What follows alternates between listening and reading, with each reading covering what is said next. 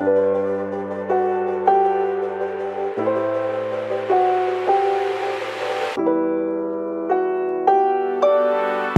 na své životní cestě narazí na krásná místa, na která rád vzpomene třeba nad fotoalbem.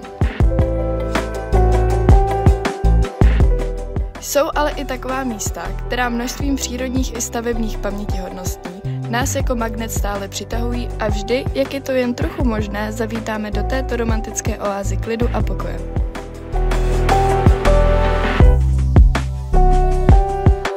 Neevokuje vám to oblast Českého Švýcarska, kam nás vodili rodiče a prarodiče od útlého věku a vždy jsme tu zažívali něco nového k objevování a neopakovatelné zážitky?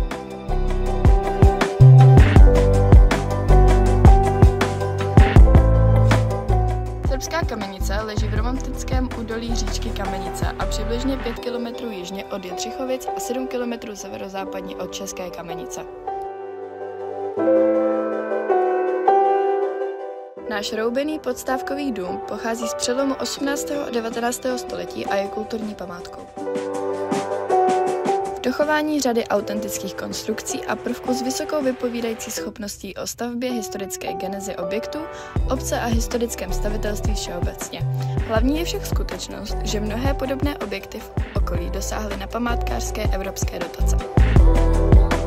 Toť vše. Neopakovatelná zákoutí Českého Švýcarska nabízí naše nabídka pro romantické bydlení i početných osob nebo vícegeneračních rodin.